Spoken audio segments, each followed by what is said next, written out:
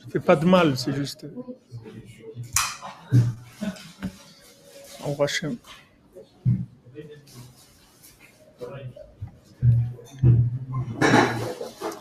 Voilà, les amis, bonjour à tous et à toutes. Voilà, on est là à Paris, au Centre mondial de la cordonnerie. Bureau, comment on appelle ça? Bureau, là où ça se gère, bien entendu. Centre Rabbeinu. Vous allez voir, Bezat Hashem, qu'on va sortir la brochure du français fou. Vous allez voir combien la France, merci, combien la France elle est impliquée dans la Géoula. Comment c'est, la France elle a une part énorme dans la Géoula. La langue française et Rabbeinu, c'est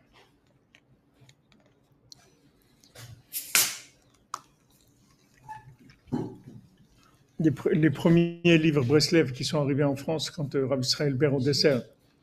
Alain Shalom, il avait envoyé des livres. Quelqu'un il lui avait dit qu'est-ce qu'il doit diffuser. Alors Israël Ber au dessert, il lui a dit diffuse en France. Alors lui, il savait pas où diffuser en France. Il a demandé. Alors on lui a dit il y a un rave en France qui s'appelle Rav Eliovitch et lui il s'intéresse un petit peu à Breslev et tout. Alors le monsieur il a envoyé des livres Breslev et sur le colis il a écrit Rav Eliovitch France. C'est tout. Ça y pas rien. Et c'est arrivé à la yeshiva d'Aix-les-Bains, chez le Rav Eliovitch. Il n'y avait pas d'adresse, il y avait rien, même pas la ville d'Aix-les-Bains, rien. Il a mis Rav Eliovitch, France. Et les livres, ils sont arrivés. Et c'est là où ça a commencé. Après ce Rav Eliovitch, Alva Shalom, il avait un de ses élèves dans la yeshiva, c'était le Rav Besançon, Shir Fouachlema Israël Israël Ben Fortuné. Le Rav Besançon, c'était un de ses élèves qui avait 15-16 ans, il était à la yeshiva d'Aix-les-Bains. Et donc, lui, il lui a transmis ces livres-là, c'était Meshivat Nefesh, Ishtapruta Nefesh, c'était les livres Breslev, de petits livres pour encourager dans la prière, etc. Et de là, c'est de là où ça a commencé. De là où ça a commencé, après, petit à petit, voilà, c'est ce qu'il y a aujourd'hui en France, et c'est le résultat de toutes ces connexions qui se sont faites. Mais le début, c'était vraiment miraculeux. C'était pas quelque chose de, comment vous envoyez un colis. Déjà, quand vous voyez avec l'adresse, c'est pas sûr que le colis il arrive. Mais d'envoyer sans adresse, juste le nom de quelqu'un à France. Normalement, je sais même pas comment la poste elle accepte un colis. Comment ils ont trouvé, pas savoir. Tu dis, Christian Le Goff, que maintenant la Torah elle est en Israël. C'est vrai, la Torah elle est en Israël, c'est-à-dire la Torah elle est partout, elle n'est pas qu'en Israël. Mais pour l'instant, la galoute elle est là. Et il faut sortir les gens de la galoute. Tant qu'il y a de la galoute, les galoutes c'est les galotes. C'est pourquoi il y a de la galoute, pour te mégaler. Galoute, ça veut dire révéler. L'exil, c'est pour révéler. Si quelqu'un il est en Israël et il n'a pas révélé Hachem, ça veut dire qu'il lui manque une connexion. Il lui manque quelque chose. Et cette chose-là, elle se trouve en exil. Donc tant qu'il est en exil, il est dans un endroit, il doit révéler dans cet endroit-là, il doit révéler la présence divine. Et ça, c'est sa connexion. Le jour où il finit son travail, qui révèle tout ce qu'il a révélé par rapport à son âme, dans l'endroit où il se trouve dans le monde, il va se retrouver en Eretz Israël. Mais il faut qu'il finisse d'abord son travail. Non, Christian Le Goff, la galoute, elle n'est pas finie. Si tu veux qu'elle soit finie pour toi, elle est finie. Si tu as trouvé Rabbeinu, tu fais ce que Rabbeinu te dit de faire. Tu n'es plus en exil. Rabbi Nathan a dit, mon Mashiach à moi, il est là. J'ai terminé. J'ai rien à voir avec. Je vis comme on va vivre après que Mashiach revienne. Mais qu'est-ce qui peut dire ça? Tu dis la langue française, elle contient les secrets du langage des alchimistes. Je ne sais pas ce que c'est, l'alchimie. Moi, je suis un Marocain, je ne connais pas l'alchimie, je ne sais pas tellement ce que c'est.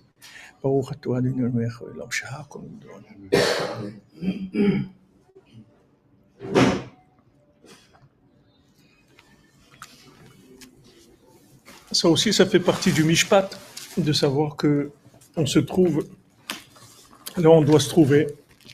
Et tant qu'on n'a pas fini, on va faire ce qu'on veut dans ce monde. On est là en fonction, comme on l'a dit hier, et il faut finir ce qu'on a à faire. On ne peut pas partir avant. Donc, aller en Eretz Israël, c'est qu'avec de la prière. Il faut obtenir les autorisations. Et ça, on n'obtient qu'avec la prière. Rabbi nous dit, la terre d'Israël, la prière, les miracles, c'est une seule chose. Vivre en Eretz Israël, je peux vous dire, bon, Hachem, nous, ça fait 27 ans qu'on est en Eretz Israël. Mais, je veux dire, il faut travailler. C'est pas un endroit de repos, c'est pas un endroit où on se détend, c'est un endroit qui est très très puissant. Il y a une présence effective d'Hachem. Il faut beaucoup travailler.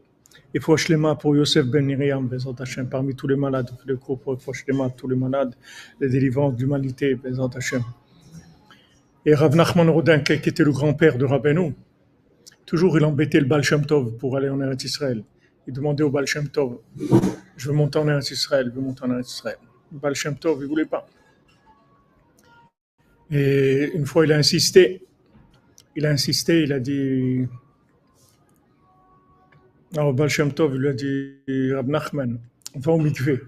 Alors il est au mikvé. Après, quand il est revenu, le Baal Shem Tov, il lui a dit, quand tu t'es trempé au mikvé, qu'est-ce que tu as vu? Alors il dit, quand je me suis trempé la première fois, j'ai vu Eretz Israël. La deuxième fois, j'ai vu Yerushalayim. La troisième fois, j'ai vu le temple. La quatrième fois, j'ai vu le Saint des Saints. Et il lui a dit, dans le Saint des Saints, tu as vu là-bas le Aaron avec les restes des tables? Est-ce que tu as vu l'armoire dans laquelle il y a les tables? Il lui a dit non, il n'y avait pas. Il y avait tout, les chérubins, tout, mais l'armoire avec les restes des tables, des premières tables, il n'y avait pas. Oh, Baal Shem Tov lui a dit, tu sais pourquoi il n'y avait pas? Parce que le Aaron, il est ici, il a Medjibos. Alors Rav Nachman Rodenke, il a compris, et il n'a plus demandé.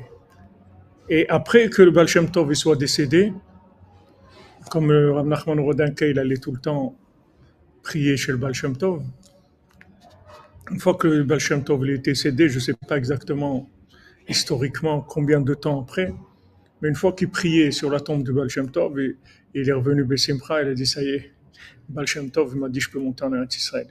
Il est monté en Eretz Israël, il est enterré à Tveria, et dans le cimetière de Tveria, mais il n'a pas vécu longtemps en Eretz Israël, il a vécu 1 an ou 1 an et demi, c'est tout. Après, il est décédé. Eretz Israël, c'est un niveau, c'est-à-dire on va en Eretz Israël pour s'élever et surtout pour s'élever, c'est-à-dire pour se soumettre. S'élever, ça veut dire se soumettre. C'est-à-dire quand tu montes en Eretz Israël, ça veut dire que tu prétends que tu es prêt à la soumission. Mais sache que tu sais pas ce que c'est la soumission. Tu crois que tu sais ce que c'est, mais tu sais pas ce que c'est la soumission. Tu n'as aucune idée de ce que c'est, parce que dans tous les pays du monde, on développe que l'existence de la personne à travers son argent, à travers sa connaissance, à travers ses capacités aussi, des gens qui sont doués, des gens qui sont... les gens, ils sont quelque chose. En Eretz Israël, la première chose que tu apprends, c'est que tu n'es rien. C'est la première chose. C'est que tu apprends à te soumettre à te soumettre complètement, c'est-à-dire à savoir que même dans les domaines que tu crois connaître, tu vas voir que tu connais rien. Même ton métier, que tu crois que dans ton métier, ça fait des années que tu travailles, tu, tu sais quelque chose, tu es arrivé à quelque chose, tu vas voir que même dans ton métier, tu sais rien du tout. Moi, personnellement, je travaillais dans l'imprimerie quand je suis arrivé en Eretz Israël. Travailler dans l'imprimerie, mais c'est un autre monde complètement. C'est-à-dire que ce qu'un imprimeur il imprime en une semaine en France, ça s'imprime en un jour en Israël. C'est-à-dire ça va très très vite. Tout va très vite. C'est-à-dire, il faut vraiment il faut connaître vraiment bien son métier. C'est-à-dire les choses vont vite. Il y a une très grande accélération. Cette accélération elle vient de la divinité qu'il y a. Il y a plus, partout il y a de la divinité. Mais en dehors d'Eretz Israël, c'est, ça dépend de ton niveau de recherche. Mais en Eretz Israël, il y a déjà un niveau de divinité qui est présent, peu importe ton niveau. C'est pour ça que des gens ils sentent que c'est difficile. C'est pas que c'est difficile, c'est pas difficile du tout. C'est pas difficile. Si tu as l'habitude de, de rouler avec une bicyclette, et maintenant tu passes sur une moto qui roule à 200 à l'heure, c'est pas difficile. C'est juste il faut que tu saches que c'est pas la même chose, c'est tout. C'est un autre niveau. C'est un autre niveau. Voilà, exactement, comme vous dites aussi, il n'y a pas de masse pareille.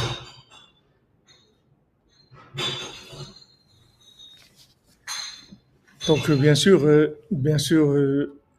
il faut avoir beaucoup de kissoufim, des retsonotes, de vouloir habiter en Eretz Israël. Il faut prier pour habiter en Eretz Israël. Il faut demander. Une fois, il y avait deux personnes qui devaient monter en Eretz Israël et voyager. À l'époque, les gens ne voulaient pas s'installer, mais juste voyager en Eretz Israël. Alors, ils parlaient entre eux. Il y en a un qui a dit, mais voilà, pourquoi tu parles de Retsono, de vouloir, etc.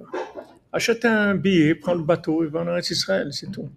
De quoi tu parles qu'il faut vouloir Alors, Rabbeinu, quand il a entendu ça, il a dit, celui qui a dit que pour aller en Eretz Israël, il suffit d'acheter le billet, il ira jamais en Eretz Israël.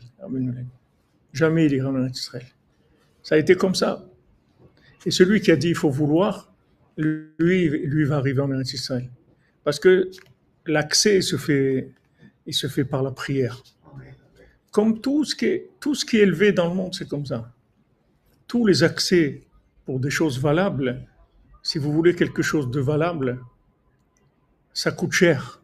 Ça se paye pas dans la monnaie du pays. Alors maintenant, même le dollar et l'euro, c'est devenu la même chose. Avant, l'euro, c'était 20%, 30% de plus que là, aujourd'hui, dollar, l'euro, c'est la même chose. Tout s'aplatit. Si tu veux quelque chose, tu veux te rapprocher d'Hachem, tu veux fonder un foyer dans la sainteté, tu veux avoir des enfants dans les chemins de la Torah, c'est qu'avec de la prière. Tu ne peux pas payer, il n'y a pas d'autre monnaie pour payer ça. Combien tu as prié, combien tu vas avoir. Mais si tu ne pries pas, tu vas avoir quelque chose. Parce qu'il y a toujours quelque chose dans ce monde. Mais tu es sous l'influence des mazalot. Tu es sous l'influence de astral. Tu vas voir Madame Soleil, elle va te dire ce qui va se passer avec toi. Tu es sous l'influence astrale, c'est-à-dire que maintenant, ton comportement, il agit sur les astres. Et les astres, ils agissent sur toi, selon ton comportement. Il y a un travail qui se fait une connexion entre les astres et les individus mais dès que tu rentres dans la prière, tu sors de l'influence astrale et tu rentres dans la connexion avec les tzadikim, dans la connexion avec Hachem, tu rentres dans autre chose complètement. Donc tout ce que tu veux réussir dans ta vie, Il faut faire avec la prière. Et quand on a réussi des choses dans notre vie et qu'on n'a pas prié, c'est dommage. Parce que si on avait prié, on aurait, comme on a dit hier, on aurait vécu des choses connectées. C'est autre chose complètement. Un foyer connecté, un conjoint connecté, des enfants connectés, c'est autre chose complètement. C'est autre chose complètement. Vous voyez que l'enfant, quand vous priez pour lui tout le temps, vous voyez que l'enfant, il est guidé. Il peut pas, parce que dans ce monde-là, il suffit d'une rencontre dans la vie, c'est terminé. C'est-à-dire la vie de la personne, elle part complètement dans. Et d'un autre côté aussi, il suffit d'une rencontre de quelqu'un de bien et la personne, elle est complètement transcendée dans le service divin, etc. Maintenant, comment ça se fait? Ça se gère, ces choses-là. Pourquoi il y a des gens qui rencontrent des gens bien et des gens qui rencontrent des gens pas bien? Parce que les gens, ils n'ont pas prié, c'est tout. Quand les gens, ils n'ont pas prié, ils sont sous les influences astrales. Les influences astrales, elles sont selon les règles naturelles. Et ça peut donner des résultats qui sont. Ça peut aussi donner des résultats qui sont corrects. Il y a pas de. On peut avoir des résultats corrects aussi. Mais même quand c'est correct, c'est pas branché. C'est pas la même chose du tout. Mais un foyer, une maison branchée, aujourd'hui, vous voyez, on parle de ça, des maisons connectées. C'est quelque chose qui. C'est une notion qui existe dans le monde. Pourquoi Hachem il a fait ça? Pour que ça nous rentre dans. C'est pour que la notion, elle s'installe chez nous, même si elle est complètement à l'envers. Mais déjà, on a fait rentrer la notion. Tout ce qu'on vit, Internet et tout, c'est pour s'habituer à vivre en connexion. Aujourd'hui, vous pouvez plus facilement croire en Dieu, croire dans les tzadikim, croire que les tzadikim ils sont vivants. Pourquoi? Parce qu'il y a Internet. Tous les jours, vous fonctionnez avec quelque chose qui utilise ce principe-là. Tous les jours, voilà, vous êtes là, vous parlez à quelqu'un, il vous entend, il vous voit, il vous répond, et tout. Il, il est, il est, il y a des émotions, il y a vous voyez qu'il y a un échange qui se fait. Pourtant, la personne, elle est dans un autre pays, dans un autre endroit, fait d'un millier de kilomètres, ça ne change rien du tout. Donc ça, tous ces systèmes-là, ils sont mis en place pour que nous, on s'habitue à fonctionner avec ces principes-là. Après, c'est plus facile. Quand quelqu'un s'habitue à fonctionner avec Internet, vous lui dites, mais tu sais que les tzadikim, ils sont vivants. Ils t'écoutent, comme Rabbeinu nous l'a dit, voilà, je suis là à côté. Quand tu me parles, je t'entends, je suis à côté, je suis dans la pièce à côté.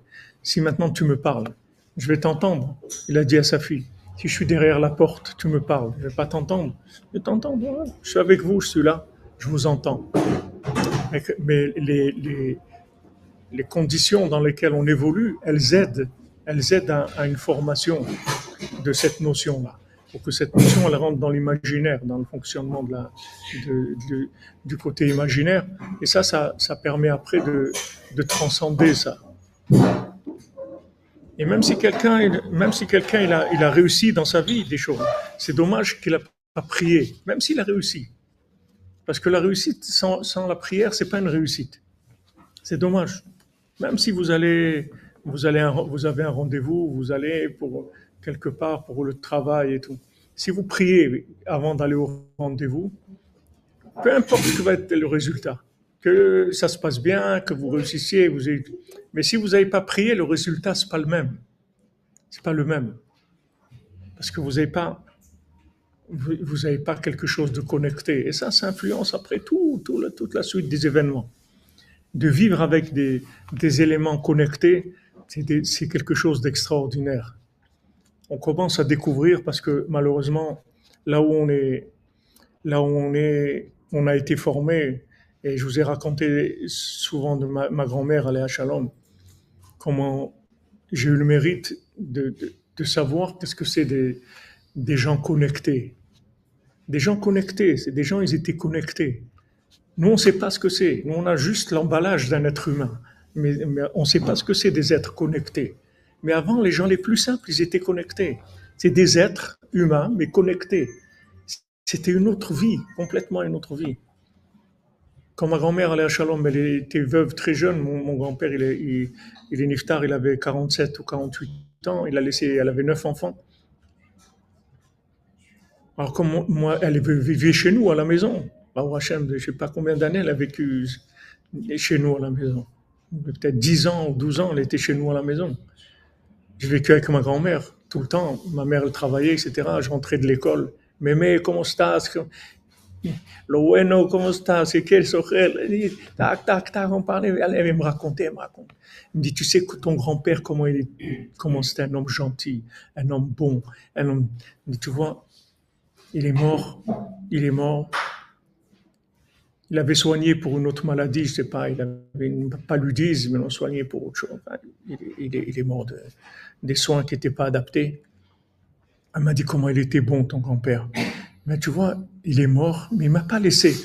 Il ne m'a pas laissé. Tous les soirs, il venait et il me disait, Sarah, n'oublie pas, tu notes.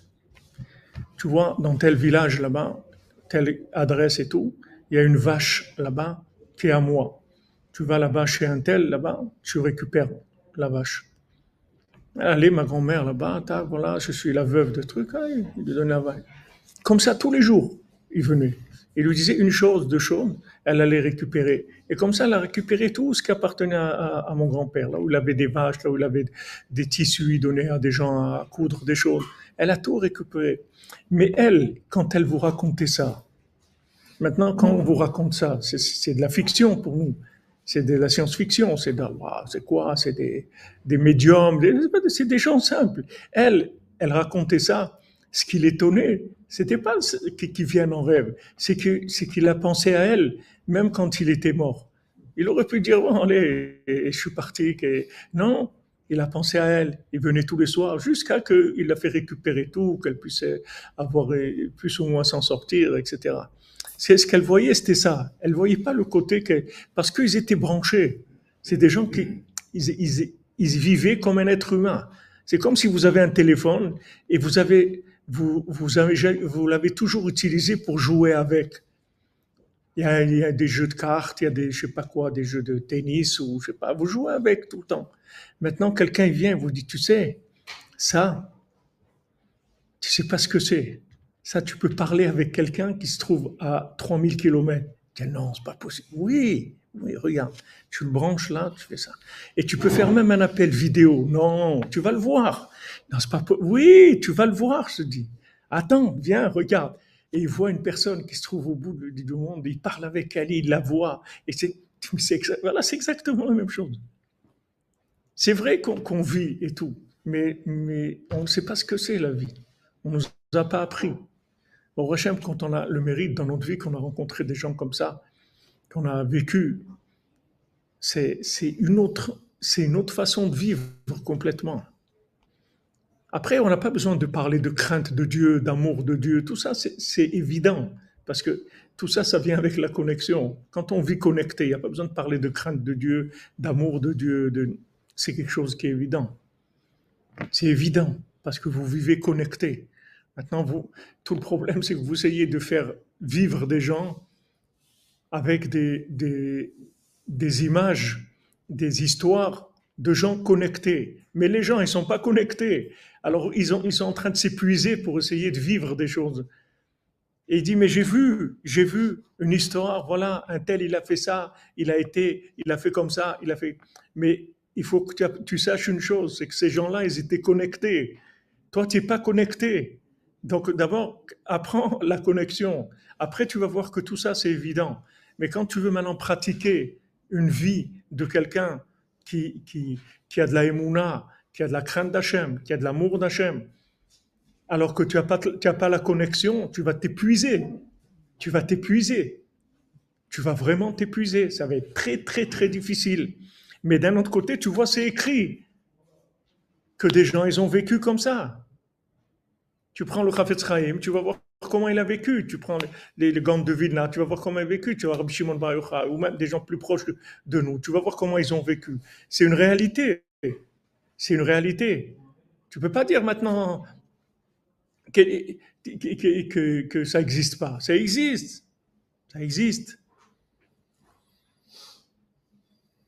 Mais seulement, la chose qu'on ne te dit pas, c'est que ces gens-là, ils étaient branchés. Et que nous, on n'est pas branchés. C'est tout.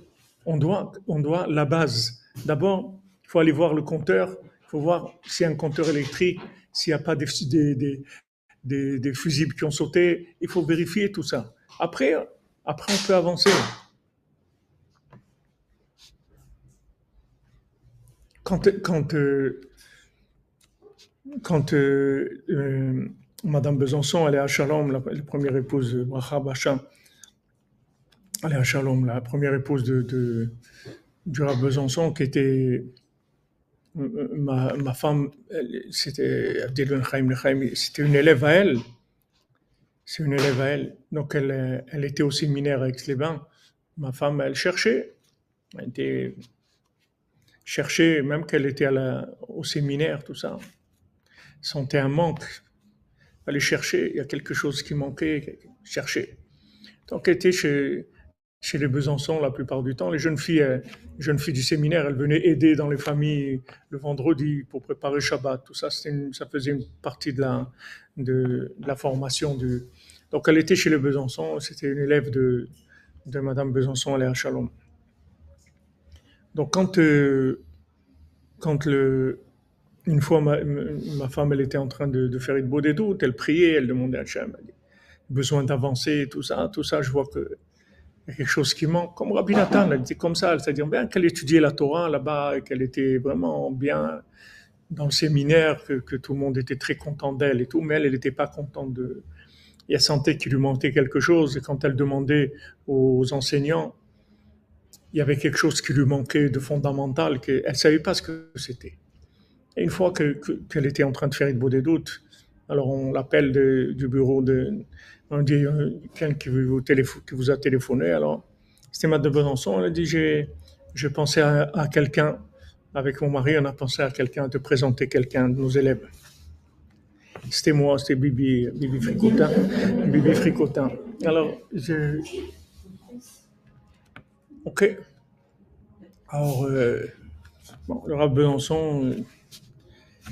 Il me dit voilà, Abraham, j'ai quelqu'un, j'ai pensé à quelqu'un pour toi, une fille très bien et tout. Je pense que vous irez bien ensemble et tout. Et d'accord. Alors il m'a dit bon, on va préparer un rendez-vous pour que tu puisses la voir. Comme ça.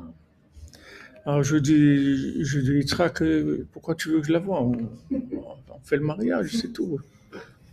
Il m'a dit mais tu es fou, tu es un fou. Je dis mais Yitzhak, regarde. Tout ce que je vis maintenant, c'est toi qui me l'as enseigné, oui. Je vis d'après quoi maintenant? Tout ce que tu m'as dit, il faut faire ça, je le fais, il faut faire ça, je le fais. Toute ma vie, c'est ce que tu m'as enseigné, oui. Maintenant, tu me dis qu'une fille, elle est bien pour moi. Qu'est-ce que j'ai besoin de voir? Besoin de voir quoi? Et même si je vois, et c'est pas ça. Toi, tu m'as dit que c'est bien. Ça, c'est le principal. C'est parce que je vais voir.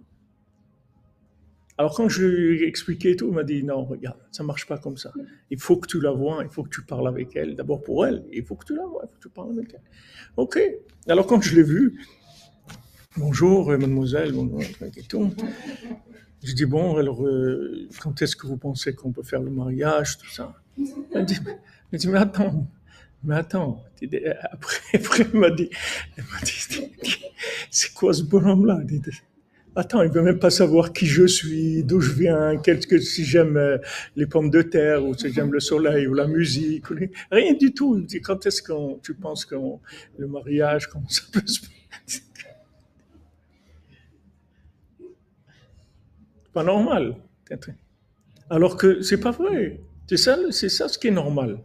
Quelqu'un te dit que voilà, tu as quelqu'un qui est un maître, que tout ce qu'il te dit, tu vis d'après ce qu'il te dit. Maintenant, il te dit cette personne, elle est bien. Tu veux rajouter quoi maintenant? Tu veux rajouter ton grain de sel. Tu dis, mais moi, tu comprends, moi. Qu'est-ce que c'est toi? Ça, je vous raconte ça, je le raconte souvent parce que moi-même, je ne me rendais pas compte. Maintenant, vous me dites ça maintenant, ça me fait rire, mais parce que disons qu'il fallait un emballage un peu qui sont un peu plus présentables, quoi. Et pas présenter les choses comme ça. Ils sont un peu plus présentables, c'est tout. Même mes enfants, je ne les ai pas mariés comme ça. Dès qu'ils ont rencontré, ils ont parlé, c'est eux qui ont décidé. Si ça... Mais quand on est branché, ça y est, tout est réglé, tout est réglé. Il n'y a pas besoin de commencer ce que je pense pas. C'est une autre vie. Vous vivez sous un autre système. Maintenant, nous, on a été éduqués des gens qui ne sont pas branchés. Et on veut vivre comme des gens qui sont branchés. Une fois qu'on a découvert la vérité, alors on veut vivre comme des gens qui sont branchés. Mais seulement, ça ne marche pas comme ça. On s'épuise, on se fatigue beaucoup. Il y a des gens qui ont beaucoup, beaucoup de problèmes. Beaucoup de problèmes. Parce qu'ils essayent de fonctionner avec, avec leur batterie, avec leur système nerveux. Mais ils s'épuisent les gens, ils s'épuisent. Ils sont fatigués, tout le temps fatigués. Problèmes nerveux, des problèmes. Dépression. Tout ça, ça vient parce que les gens ne sont pas branchés, c'est tout. Il faut qu'ils fabriquent le courant en même temps qu'ils font les choses.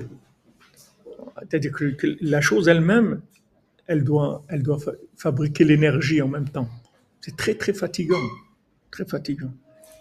Alors que si on est branché,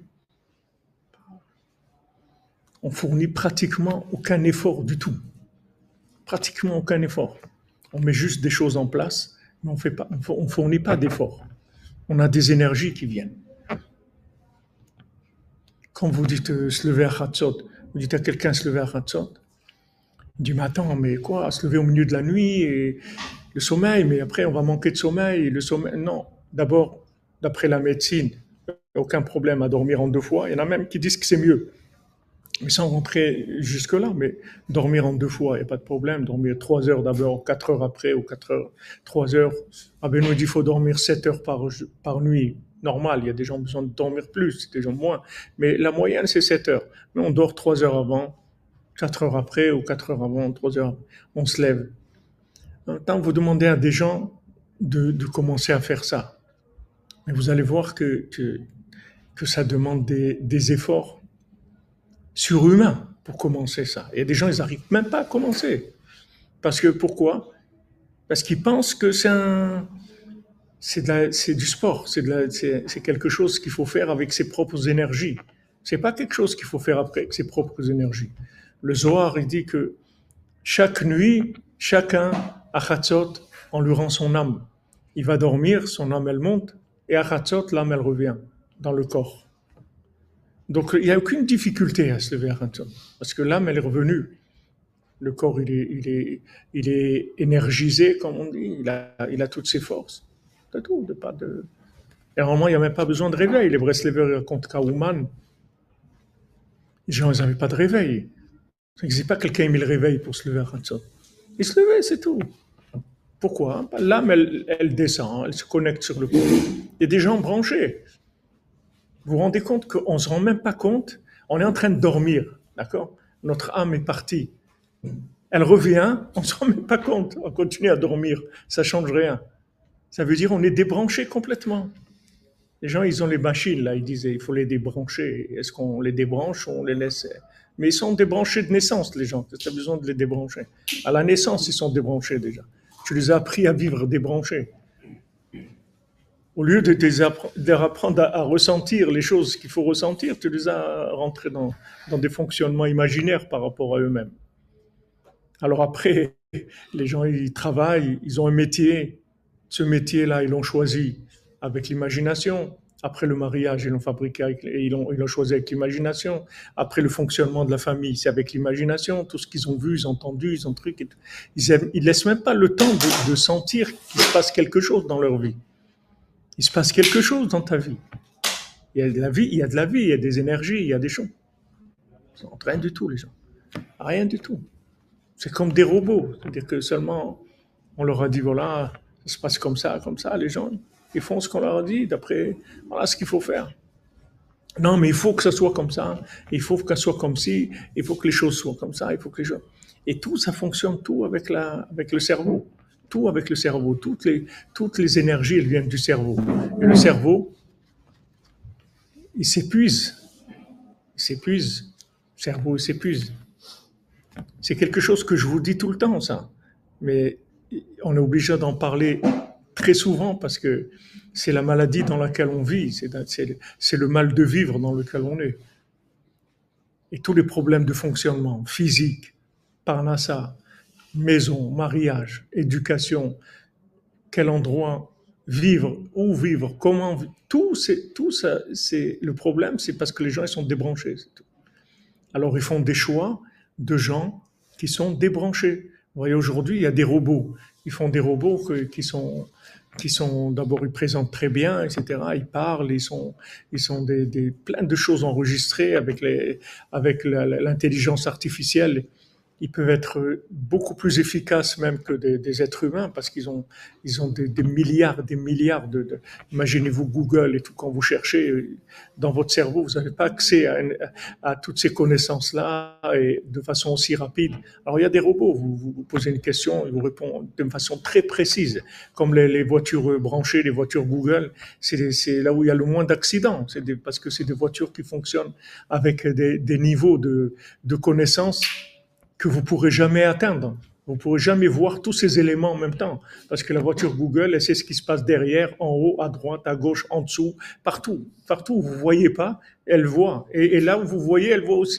Donc maintenant, quand il y a un danger, quelque chose, c'est régler la vitesse. C'est-à-dire c'est quelque chose qui dépasse l'homme déjà. C'est quelque chose qui dépasse l'homme. C'est-à-dire mais nous, on vit comme ça. Mais seulement on vit comme ça, mais c'est des machines qui sont toutes petites par rapport à Google. Qu'est-ce que vous avez comme info? Même si vous avez quelques milliards d'infos dans votre cerveau, c'est rien du tout par rapport à des serveurs.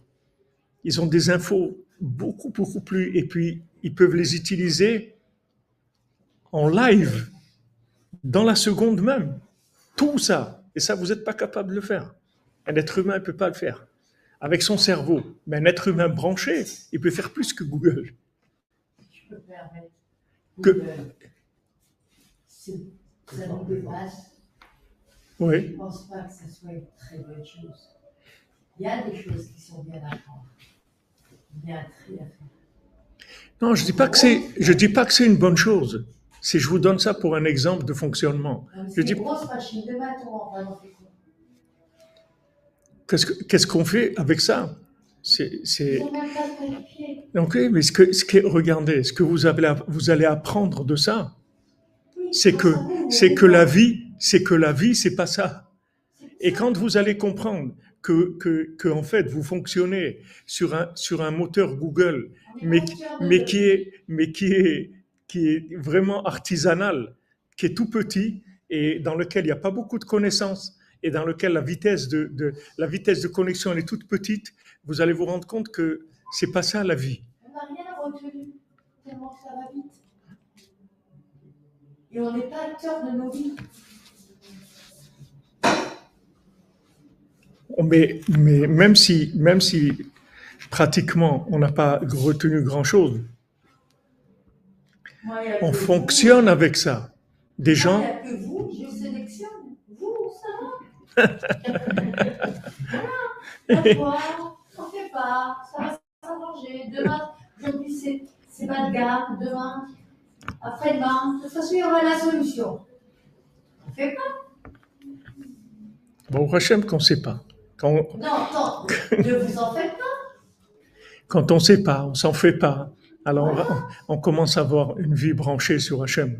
On commence à lâcher. Je vous fais un acrostiche. C'est quoi un poème. Ah, un poème, c'est bien. Mais un poème en acrostiche, c'est-à-dire que je prends la lettre, les lettres de Rav Ifra, et avec chaque lettre, je fais des phrases qui essayent de non, présente Hachem. Voilà. C'est beau. Moi, j'ai fait des études littéraires, mais ça n'a pas été. Baou Hachem, ça m'a aidé à comprendre un petit peu Rabben ou à me brancher un petit peu sur Rabben. Les poèmes, ça sort comme ça en 2-3 minutes. Baou Hachem. Hachem, il vous aide. Vous fassiez de la poésie, de la mélitza. Ils sont doués pour autre chose. Moi, j'aime bien la musique rock. mais je vais mettre sur la musique rock des paroles kadosh. Très bien. Be'atzlacha, Be'ezrat Hashem. Le principal, c'est de révéler Hashem. Donc, on arrive à une période messianique, c'est-à-dire c'est le début de l'homme connecté. C'est le début. On commence. Et comment on y arrive? Par la souffrance de... On peut plus, c'est tout. On peut plus. On peut plus vivre avec notre cerveau. On peut plus. C'est-à-dire on peut plus. On est épuisé. On peut plus. On peut plus. C'est des crises de nerfs. Des crises de nerfs. C'est dangereux. Il y a des gens, ils se suicident. Ils peuvent plus. Ils peuvent plus. C'est trop de nerfs. Trop de nerfs. Qu'est-ce qu'on nous demande? Parce que tu sais pas utiliser ta machine. C'est tout. Moi, je n'ai rien compris. Il y a un... Tant mieux. Il y a un moteur et la personne, elle utilise des pédales, alors qu'il y a un moteur. Il y a un moteur qui était prévu. On t'a prévu un moteur. Et toi, tu es en train de pédaler. Il y a des montées comme ça. Mais c'est dur, c'est dur. Le mariage, c'est dur. La parnassa, c'est dur. L'éducation, c'est dur. La vie est dure. La vie est dure. C'est très dur. Pourquoi c'est très dur? Parce que tu pédales. Il y a un moteur. Tu appuies comme ça sur un bouton et tu roules tranquille, tu mets de la musique et tu ouvres le toit, tu prends de l'air, tu chantes. Il faut juste quelqu'un qui t'apprenne comment ça marche. On nous a pas appris. On nous a pas appris comment ça fonctionne. Regardez les gens comme ils conduisent sur les routes. Ça me donne envie de passer mon permis, moi. Même pas. Passez le permis d'avion, comme ça, d'être au-dessus de tout ça. Au-dessus de tout ça. Maintenant, on a... Est-ce que toute cette folie de la collective et cette gauche et cette difficulté dans la vie de tous les jours ne nous donne pas parfois envie de complètement déconnecter, mais le mamage déconnecté? C'est le risque quand même, non? Ah bah oui. Ben c'est un passage. C'est un passage. Amen. C'est-à-dire que quand vous faites changement de réseau, il y a un moment où vous n'avez plus rien. Et c'est vrai que ce moment-là, il est difficile. Ce moment-là, il est difficile. C'est-à-dire quand maintenant vous êtes habitué à fonctionner avec des données que vous pensiez que c'est sérieux, quoi, que c'est comme ça que ça marche. Et maintenant, à un moment, on vous dit non, ça y est, tu pédales plus.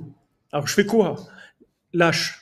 Maintenant, tu lâches. Alors le temps de basculer sur l'autre mode de fonctionnement, cette période-là, elle est difficile. Elle est difficile. C'est amer, c'est difficile. Là, on a besoin beaucoup d'encouragement, parce que c'est difficile, c'est très difficile. Mais une fois que vous avez goûté à la vie connectée, c'est terminé. Salut les copains, c'est terminé. Hasta la vista, c'est fini, je m'en vais, c'est terminé tout ça. C'est terminé. C'est terminé. Aujourd'hui, quand quelqu'un il va vous dire, mais il faut quand je veux faire quelque chose, quelqu'un me dit, non, mais il faut que tu commandes maintenant, hein, parce que sinon, je rigole, ça me fait rire. Il dit, il faut que je commande maintenant. Je commande rien maintenant. D'abord, je vais te dire, j'ai un principe que je commande jamais tout de suite. Même si c'est sûr, je vais Be'ezrat Hashem le prendre. C'est un principe. Parce que je laisse le temps à Hachem de réagir. Peut-être. Pour moi, c'est super, c'est tout. Mais il y a toujours un point d'interrogation. Donc, il y a du temps, c'est tout. Je laisse le temps. Ce temps-là, c'est un respect d'Hachem. Je respecte Hachem. Je laisse le temps pour qu'il intervienne. Je dis, por favor, Señor del mundo. Je veux faire ça, je pense, cette maison elle est très bien, on se travaille et tout. Mais je suis qu'un humain, je ne sais pas, peut-être que je me trompe, peut-être je ne sais pas. En tout cas, le temps, c'est un respect. Donc je fais rien tout de suite.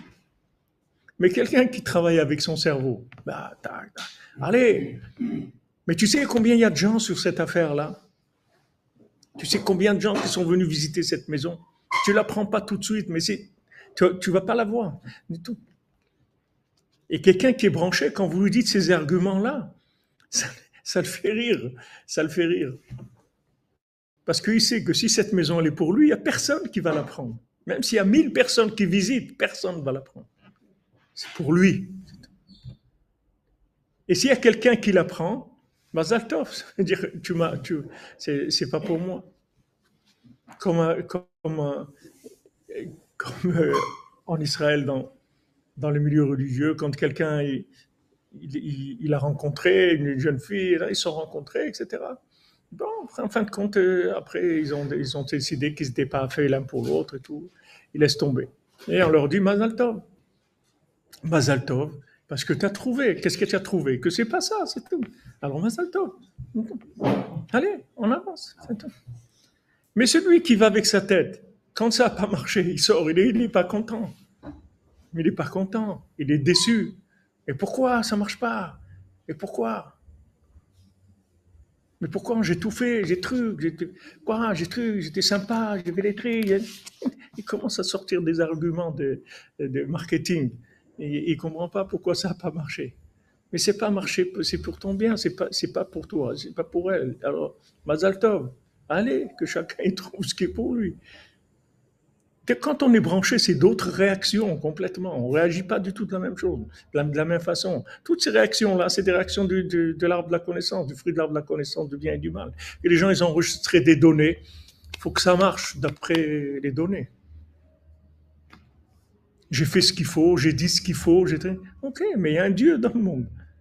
Heureusement. S'il laissait à chacun faire ce qu'il voulait faire, le monde il aurait été détruit. Hachem, il intervient. Quand il voit que c'est pas bon, il intervient. Même Bilam, Hachem, il intervient. Il lui dit, tu vas pas maudire. Parce que c'est tout, j'ai décidé que tu vas pas maudire. Tu vas les bénir, tu vas pas les maudire. Et je vais mettre dans ta bouche des bénédictions. Toi, tu es venu maudire, moi, je vais te faire des bénédictions.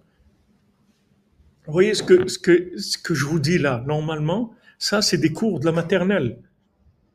Ça, on doit nous parler comme ça quand on a 3 ans, 5 ans, 6 ans. C'est comme ça qu'on doit nous parler. C'est à cet âge-là qu'on doit nous parler de ça. Parce qu'après, c'est trop tard. On est parti ça y est, on est parti. On a commencé à se construire, c'est tout, les trucs, on va passer le BPC, le bac, les études, les ça y est, on est parti pas en formation, mais en déformation totale après. Alors qu'on est jeune, ça c'est pas gênant, parce qu'il y a beaucoup d'énergie. C'est pas gênant. Mais quand on avance, 40, 50, 60, là ça commence. Là, le pédalo, il devient difficile. Il devient difficile.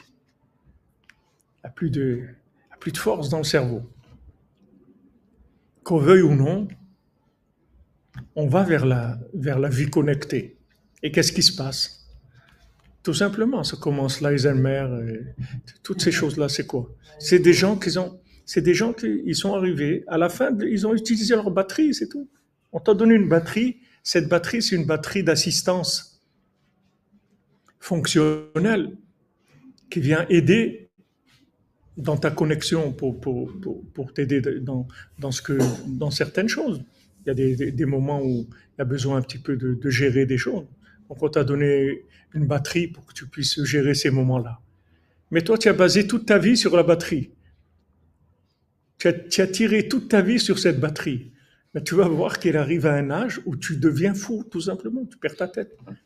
Et tu vas voir tous des gens qui sont des gens très bien, et qui sont des gens qui très instruits, et des gens qui très honnêtes, tout ce que tu veux, et ils ont perdu la tête. C'est pas de leur faute. C'est qu'on leur a fait utiliser leur tête trop. Elle n'était pas faite pour ça. Ils peuvent pas. Alors, il y a un moment où ça part, c'est le délire. Ça marche plus. Le cerveau, il marche plus. Tu l'as pas utilisé. Quand tu es jeune, tu te rends pas compte. Si on se rendait compte quand on est jeune, on aurait été sauvé. Mais on se rend pas compte. La seule possibilité qu'on a quand on est jeune, si on a l'aide d'Hachem, c'est de rencontrer des gens qui nous forment, qui nous apprennent la vie. Si encore on n'est pas trop malade, qu'on n'est pas trop déformé, parce que des fois, on se croit tellement intelligent, un truc qu'on veut écouter personne, qu'on croit qu'on a tout compris, etc.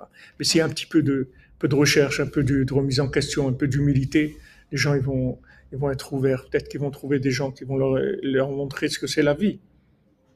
Mais c'est pas ce qu'on vit aujourd'hui, c'est pas de notre faute. C'est un monde de fous. Mais c'est pas de leur faute, les gens. Les gens, ils sont fous, mais c'est pas de leur faute. Ils sont fous parce qu'on les a fait fonctionner d'une façon erronée. On leur a fait utiliser leur machine de façon erronée. Donc, il y a des problèmes.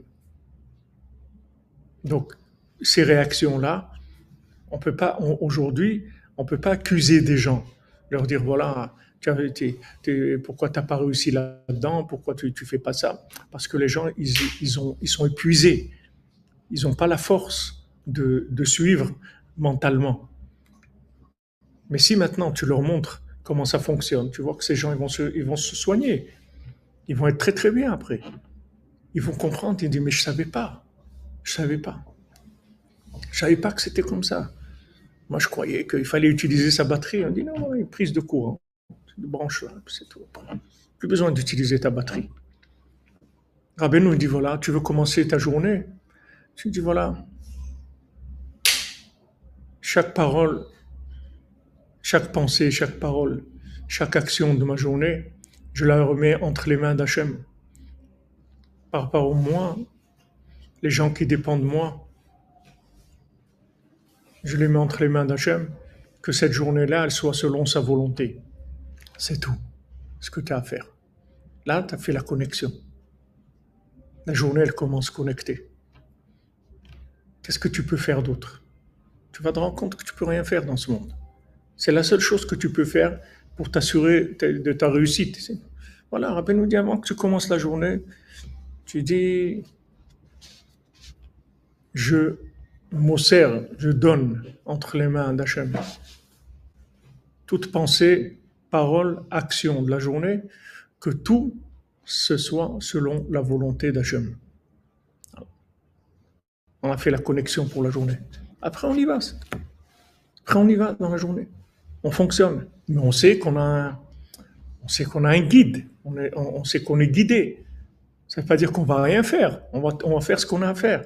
Mais seulement, là où il y a un problème, on va nous aider. Là où on risque de se perdre, on va nous rattraper.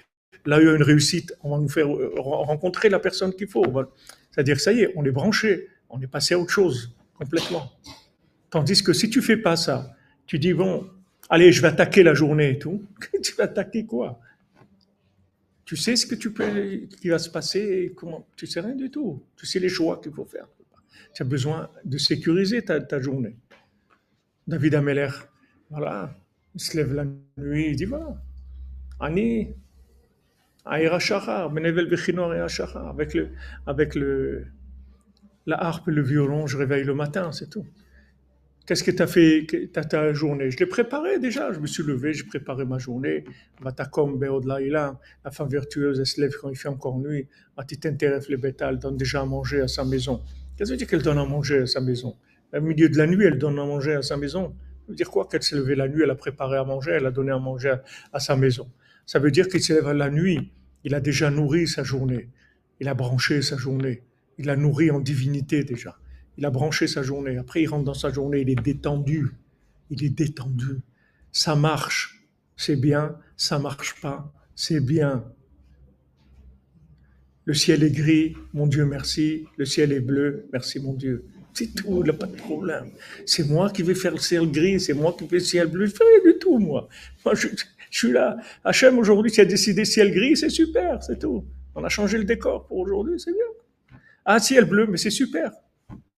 C'est tout ce que tu fais, Mara, pour moi, c'est très bien. C'est sûr que c'est ça qu'il faut. Donc ça va là pour le ciel. Heureusement que c'est pas nous qui faisons ça. Maintenant, ils font les trucs là du climat, je sais pas quoi, je sais pas ce que c'est. Ce truc-là, je connais pas tellement, mais je vois qu'ils parlent beaucoup du climat, des trucs. Ils font semblant que vraiment ils ont quelque chose à faire dans ce monde, qu'ils sont capables de faire quelque chose. Et Hachem, il rit. Yoshev Bashamayim Misrak, Hachem, il se moque. Il voit les gens, il se moque. Des gens qui croient qu'ils vont faire quelque chose. Merci Aaron. Hachem, bon anniversaire à notre ami, au Talmud du Rebbe, au coordonné Shimon, toujours dans l'ombre, mais toujours présent pour aider. On prie tous pour sa réussite, pour te donner. Amen, amen, Shimon. Ah ouais, vraiment, tu m'as rien dit. Mazal Tov, Admei Avarvim, Veshmone, Bezat Hachem, à 148, en bonne santé, dans la joie, toujours avec Rabbeinu. écrire pour Rabbeinu, parler de Rabbeinu, Bezat Hashem pour le monde, soigner le monde. Donc on fait dans ce qu'on fait, ce que Rabbeinu nous apprend, c'est la vie, tout ça, c'est la vie. C'est pas de la religion. Il n'y a pas de religion. Regardez, on a parlé de religion ici. Il n'y a pas de religion. C'est juste, on nous a pas appris comment ça marche. C'est tout. Comme quelqu'un il marche sur la tête, il a toujours maté sur la tête. Maintenant tu l'arrêtes, tu dis regarde, tu as pas mal là, tu as pas mal ici à la tête. Il dit c'est vrai, je me rends compte que j'ai mal à la tête. J'ai mal là, surtout quand je passe dans des chemins où il y a des pierres et tout, ça me fait très très mal. On dirait, bien, je vais t'apprendre. On marche pas sur la tête, on marche sur les pieds. Il dit quoi? Oui, bien, on met des chaussures, ça va protéger tes pieds. Tu vas mettre des chaussures à trois coins et voilà, tu vas commencer à marcher. Et au début, il est choqué parce que c'est choquant, parce que quand quelqu'un s'habitue à vivre d'une certaine manière, il est sûr que c'est comme ça. Il a tout son émotionnel, tout son imaginaire, tout il rentre là-dedans. Et c'est mamache comme ça qui fonctionne. Je me souviens au lycée ou à la fac, je ne me rappelle pas, on étudiait en sociologie des tribus qui dormaient debout. C'est-à-dire, leur façon de dormir, c'est debout, appuyer sur quelque chose, je crois, mais dormir debout. Maintenant, ces gens-là, si vous les mettez dans un lit, ils ne peuvent pas dormir. Il dit, mais tu me laisses pas dormir. J'ai besoin de me reposer. Il dit, mais voilà, tu es dans un lit. Il dit, mais je peux pas. Moi, j'ai besoin de dormir debout. Alors, quand vous dites aux gens, tu dors debout, il dit, mais c'est comme ça que je me repose, moi. Parce qu'on les a tellement travaillés dans l'imagination que la personne, mamache, elle ressent la chose comme étant vraie. Mamache, c'est comme ça qu'elle se repose. Et tout son système, il fonctionne comme ça. C'est-à-dire que debout, appuyée sur un mur, elle dort comme ça. Et c'est ça la meilleure manière qu'il y a pour elle de se reposer. Et si vous la mettez sur un lit, elle va être fatiguée parce qu'elle ne va pas arriver à dormir.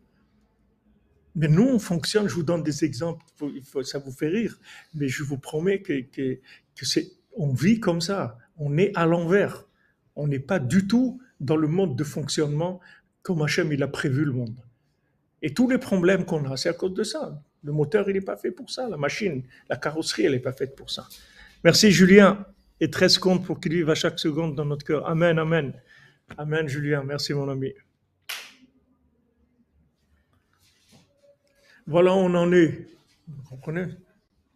Voilà Rabbeinu vient nous chercher. La Rabbi Nachman qui vient. Et il dit, allez, on arrête. On arrête la démence, on arrête la folie. On arrête. On arrête, allez, viens, on va commencer à vivre. Viens, je vais t'apprendre la vie. C'est tout. Comme il dit l'homme de la forêt, il lui dit, allez, viens avec moi. Non, mais je peux pas, les vaches, elles sont parties, truc. Viens avec moi. Ça y est. Terminé les vaches. Tu ne vas plus courir derrière les vaches. C'est terminé, ça y est. En fait, c'est la Géoula. Quand il rencontre l'homme de la forêt, c'est la Géoula. Maintenant, on est en formation, on fait le stage messianique pour se préparer à vivre le Mashiach révélé pour le monde entier. Mais on est déjà dans la Géoula. C'est-à-dire, on est en train de vivre ce que le Mashiach il va nous apprendre. C'est tout. Seulement, le Mashiach, il va l'enseigner à l'échelle mondiale et d'une façon beaucoup plus convaincante parce qu'il va avoir un langage qui va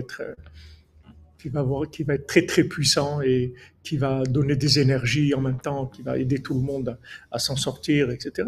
Il va guérir les gens avec la parole. Mais nous, ce qu'on vit, c'est la Géoula déjà, c'est le Mashiach, ce qu'on est en train de vivre.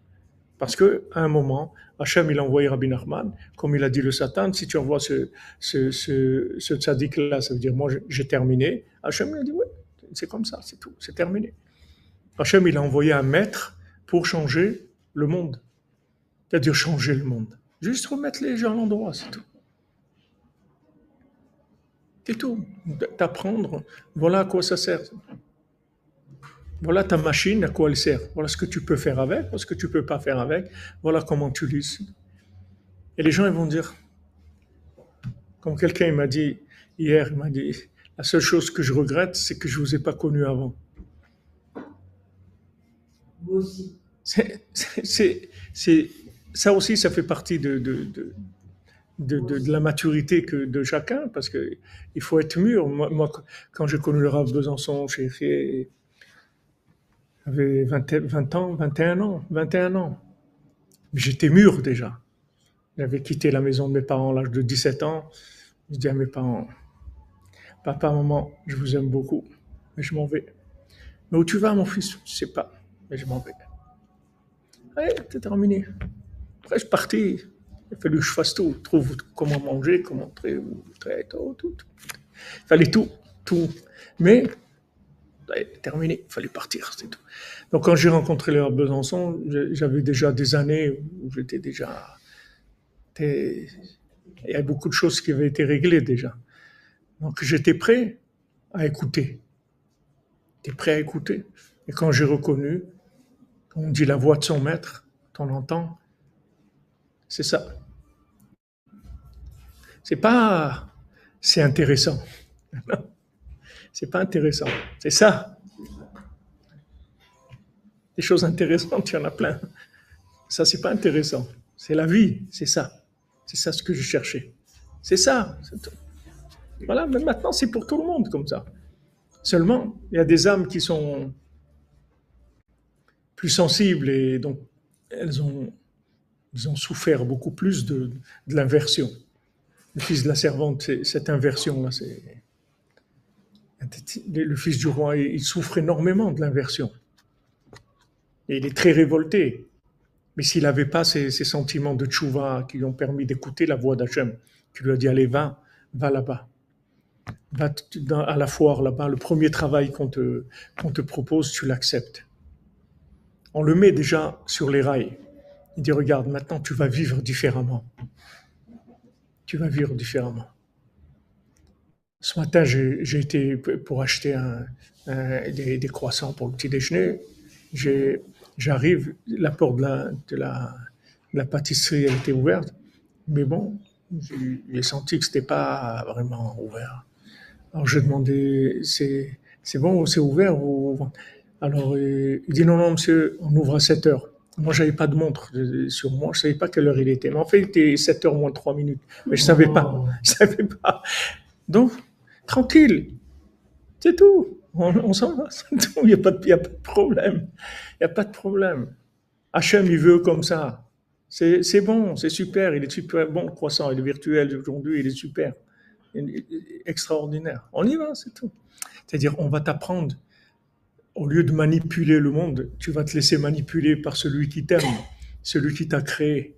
Tu vas te laisser manipuler par lui. Tu vas t'apprendre, tu te remets entre ses mains et tu vas t'apprendre à vivre comme ça. Mais ça va te détendre énormément. Ça va te détendre énormément. Sinon, tu peux faire une crise de je sais pas quoi. Tu peux manifester. C'est quoi ça? Tu as commencé. Tu peux crise de nerfs, de folie, comme il a le fils du roi. Des crises de nerfs sans arrêt. C'est quoi ces gens-là? C'est quoi ça? C'est quoi? Il n'y a pas d'aide sociale. Le gars, il vit avec je sais pas combien, il fait que ça. Il vit qu'avec de l'aide, c'est tout. Mais il n'y a pas d'aide sociale. Ce pays-là, les trucs, il n'y a pas il y a de la médecine gratuite, il y a des transports gratuits, il y a des trucs, il y a plein de choses et tout. Non, il faut râler. Pourquoi il faut râler? Parce que les gens, ils sont pas bien dans leur peau. Ils sont pas bien. Une fois que tu vas switcher sur un autre système, tu vas voir que tout de suite, tu vas être détendu. Tu vas être heureux. Tu vas être heureux. Tu vas vivre avec Dieu, tu vas vivre connecté. Tu vas lui parler de tout ce qui se passe avec toi. Et tu vas poser ta tête sur l'oreiller. Tu vas voir que tu ne vas pas mettre 3 secondes à t'endormir. Combien de gens aujourd'hui, ils posent la tête sur l'oreiller, ils s'endorment tout de suite. Les gens, ils posent la tête sur l'oreiller, c'est là où ça commence, la cafetière, elle commence à tourner. Rabbi Nathan, il avait une bracha de Rabbeinu. C'était une bracha que Rabbi Nathan, il avait. Dès qu'il se mettait au lit, il s'endormait tout de suite. Et il dormait très peu. Rabbi Nathan, il donnait 2 heures, 3 heures par nuit. Mais il avait une bracha qui s'endormait tout de suite. Et quand vous vous habituez à vivre dans la façon dont vous devez utiliser votre corps et votre vie, vous allez vous détendre. Vous allez être bien. Ah, ça a pas marché comme je veux. C'est Hachem qui veut que ça marche comme. Je suis détendu. Pas des nerfs surtout. Ouais, pourquoi? Il n'y a pas pourquoi. On prend la forme. On prend la forme de la chose. La chose, elle est ouverte, c'est bien. Elle est fermée, c'est bien. Pas de problème. C'est plus cette façon de vivre là. Ça, c'est ce qui lui apprend. Première chose, Hachem, ce qu'il apprend au fils du roi, qui pensait qu'il était un fils de servante, c'est la première chose qu'il lui apprend. Il lui dit, tu vas aller là-bas, ce qu'on te dit de faire, tu le fais, c'est tout. Tu poses pas de questions. Et il commence par le contraire de sa nature. Il trouve un patron qui est très dur, très méchant et tout, alors que Rabbeinu, il précise là-bas, il n'était pas dur et méchant. C'est lui qui voyait les choses, il ressentait comme ça, parce qu'il était tellement sensible, et il était tellement inversé, qu'en fait, il avait poussé ses nerfs à bout. Combien de gens, ils viennent et disent, pourquoi tu me regardes comme ça? Tu ne vas même pas regarder. Mais parce qu'ils sont les nerfs à bout. Ils sont les nerfs à bout, les gens.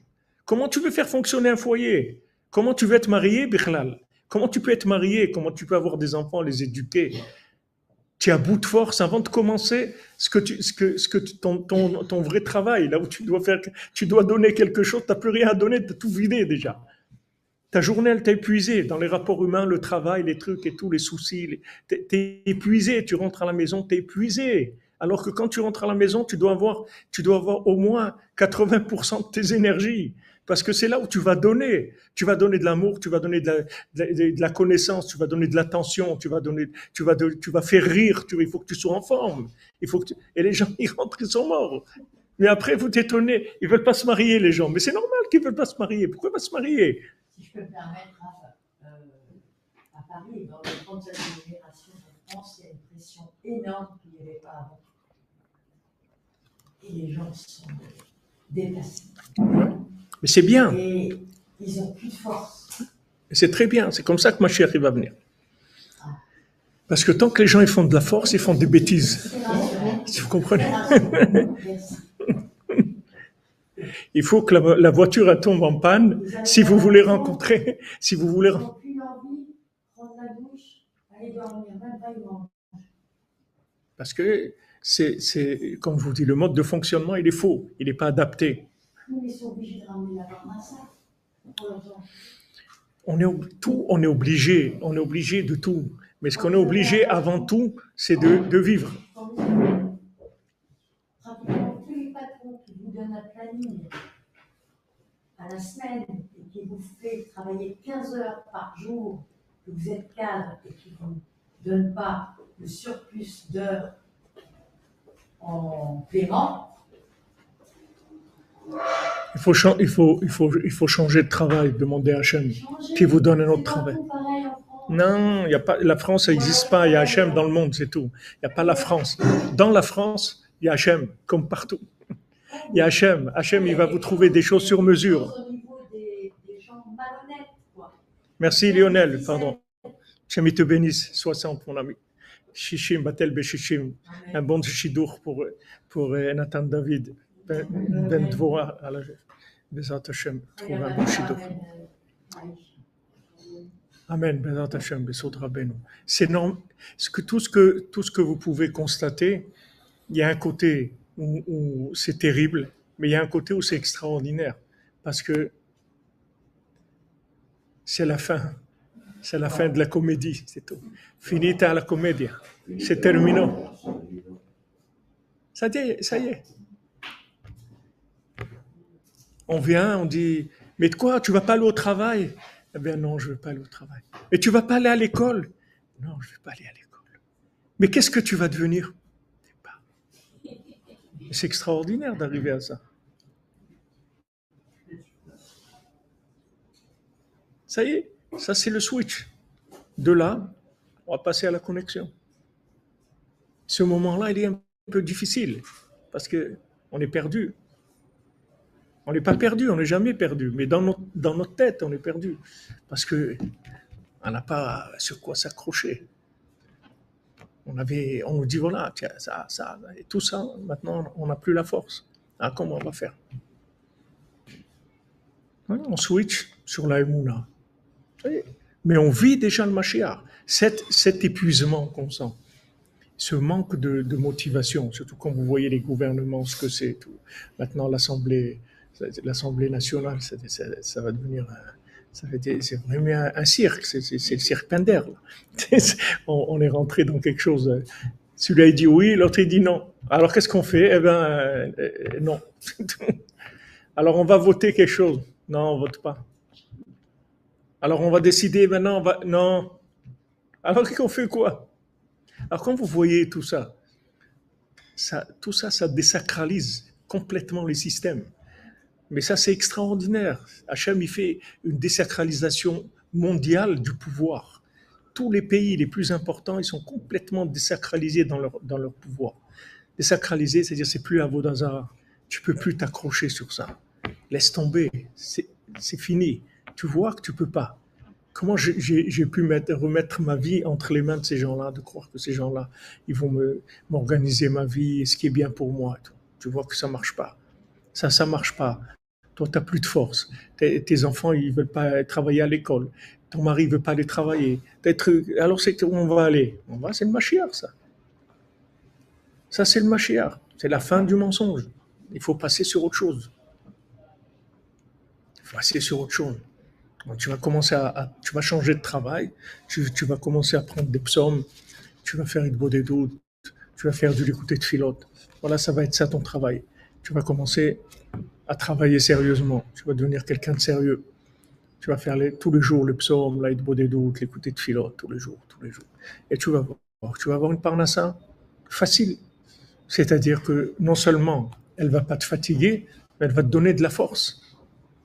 Tu vas finir ton travail, ta journée de travail, avec plein d'énergie. Tu vas rentrer chez toi, tu veux donner, tu veux faire plaisir, tu veux faire sourire tes enfants, tu veux que ça rigole, il n'y a personne qui a besoin de voir un film parce que tu vas les faire rire, tu vas être intéressant, tu vas donner de la vie tout simplement. Mais sinon, quelqu'un il rentre, il est mort comme ça, regarde le film. Ah, t'as vu ce qu'il a dit? Ah, je suis crevé, c'est quoi ça? C'est quoi? C'est quelle vie? C'est pas de la vie, Birlan. Regardez où on est arrivé. Mais Baruch Hashem, que c'est la fin. C'est la fin. Pour beaucoup de gens, c'est la fin. Pas pour tout le monde, parce que c'est pas encore le feu, il n'a pas embrasé encore le monde, mais ça va venir dans toute l'humanité, jusqu'à la révélation du Mashiach lui-même. Mais nous, on est prêts déjà. On est prêts déjà. Rabbi nous l'a dit. Il a dit les gens, mes élèves, les gens qui m'écoutent, qui font être des doutes tous les jours, ils sont prêts pour le Mashiach. Parce que on est déjà en train de vivre les conseils messianiques, puisque Rabbeinu il a dit, Mashiach, il va vous dire ce que je vous dis moi. Selon Mashiach, vous allez l'écouter, moi, vous m'écoutez pas. Parce qu'il y avait encore une emprise de l'imagination, que les gens y croyaient qu'ils allaient faire. Mais maintenant, c'est la force par la force des choses. Il y a un désintéressement total. Les gens, ils ont plus cette angoisse-là que dire, mais qu'est-ce que tu vas devenir? C'est trop loin pour eux. C'est trop loin, trop loin. Avant, tu pouvais parler à un gosse de 12 ans, tu lui dis, mais il faut que tu travailles à l'école, parce que sinon, qu'est-ce que tu vas devenir, etc. Et ça pouvait lui faire un peu peur, le motiver. C'est-à-dire, en fait, c'est des décharges que vous envoyez dans le cerveau, c'est tout. Ces paroles-là, qu'est-ce que tu vas devenir, qu'est-ce que tu vas faire, c'est quoi? Vous faites des décharges électriques, c'est tout, comme quand ils font des décharges pour refaire démarrer le cœur. Vous lui envoyez des décharges électriques dans le cerveau, alors le cerveau, il réagit, ouais, d'accord, je vais faire des devoirs, des trucs et tout. Mais après, ça y est, le cerveau est fatigué, les parents, ils ont un cerveau fatigué, les enfants, ils naissent avec des cerveaux fatigués. Ils ont pas. Moi, je vois dans les milieux religieux, je vois même mes petits-enfants. Parmi mes petits-enfants, combien il y en a qui ils vont pas à l'école plusieurs jours dans la semaine. Après, ils se lèvent à midi, ils vont pas à l'école. Ils n'ont pas envie d'aller à l'école. Je vais leur dire. Ils n'ont pas envie, c'est tout. Je vais leur dire. Je n'ai pas envie d'aller à l'école, c'est tout. Comment ça, t'as pas envie? Quand j'ai dit à mon petit-fils, pareil, il ne veut pas. Il a envoyé une école. Il dit, Nathalie, tu veux un micro? On va micro la musique. Je te donne pas le micro. n'a pas eu les bonnes. Naphtali, quand on veut, on peut. Quand on peut, on veut. Écoute bien. Si tu veux quelque chose dans ta vie, tu feras tout ce qu'il faut pour y arriver. Et je veux qu'il y arrive. Moi, je n'étais pas un crack. Je n'étais pas une crack à l'école, ton père non plus. Petit à petit, quand on veut, on peut. Quand on peut, on veut. Je retiens bien ces deux phrases. Il m'a dit oui, ma Nathalie. Je vais bien retenir parce que je t'aime. Alors, Hachem, il vous aime, il vous respecte. Oui, mais c'est pas le marketing que vous avez fait qui l'a fait acheter. Non, il n'aura pas le niveau parce qu'un enfant, il ne faut pas le récompenser s'il n'a pas des bonnes mais aujourd'hui, même les récompenses, il y a des enfants. Vous pouvez plus les acheter, les gens. Vous comprenez, il y a un moment où le système il s'écroule. Avant, vous achetez les gens.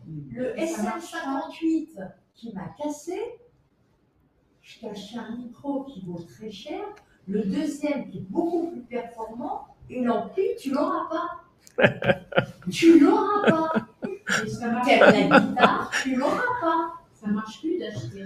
Hein? Non, ça marche pour lui. Il adore la musique. Non, aujourd'hui, non. Il adore la musique. Elle dit, dans tout, c'est comme ça. Même les couples, avant, ça marchait comme ça. Bon, tu me donnes ça, bon, ok, ça va, je vais t'acheter ça, les trucs et tout. Aujourd'hui, non. Les gens disent, regarde, si tu m'aimes, reste avec moi. Si tu m'aimes pas, va-t'en, c'est tout. Mais ne m'achète rien. Je suis pas à vendre. C'est fini. Il n'y a plus ce système-là. Ça aussi, c'est terminé. C'est terminé. Il y a une épuration, excusez-moi, une épuration énorme. On ne se rend pas compte parce que Baruch Hashem, ça a mis quelques dizaines d'années à se mettre en place. C'est quand même très, très violent, mais ça a mis quand même quelques dizaines d'années à se mettre en place. Mais c'est une épuration de base, c'est-à-dire que ça enlève tout. Les gens aujourd'hui ne veulent plus. Les gens, vous ne pouvez plus acheter quelqu'un. Ça vient des parents. 1, son père il fait 1, 2, 3. À 3, il commence à faire. Il faut qu'aussi les parents fassent leur boulot. Oui, mais les parents, ils sont au chômage. Les parents, ils touchent le chômage. Ils touchent le RMI. Moi, j'ai commencé par le ménage. On ne va pas demander si je voulais ou je ne voulais pas. Et j'avais rien. Ni parents, ni rien. On ne m'a rien demandé. Au début, c'est dire. Me dites pourquoi. Non, c'est voilà. C'est vrai parce que c'est. On n'a pas le choix. Ouais. C'est vrai. Quand on touche le fond, on remonte. C'est ce qui se passe aujourd'hui. On est au fond. On va au fond des choses. On peut que remonter. Ça peut que s'améliorer. Ça peut que s'améliorer.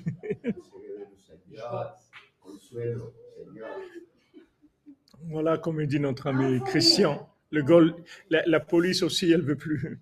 Elle veut plus. Elle manifeste avec les manifestants. Là-bas, c'est ça. Là-bas.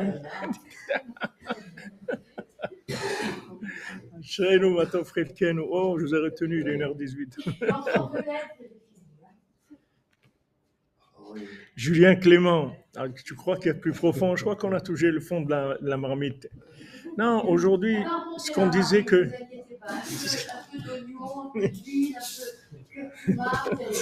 Les attachés, que ça se passe en douceur. Mais c'est vrai, aujourd'hui, les gens, ils sont plus à acheter. Il n'y a pas ce rapport. Avant, ça calmait les gens. C'est-à-dire, vous faites un cadeau, vous offrez quelque chose. Ça calme.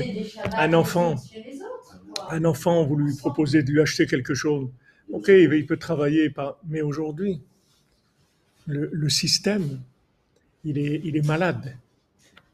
C'est-à-dire, il n'y a plus de réaction à ça. C'est juste la destruction de la machine, c'est tout. C'est que la machine, elle, pendant 2 siècles, elle s'est détruite. On a détruit les émotions, on a détruit les réactions. Alors ça marche plus, ça marche plus.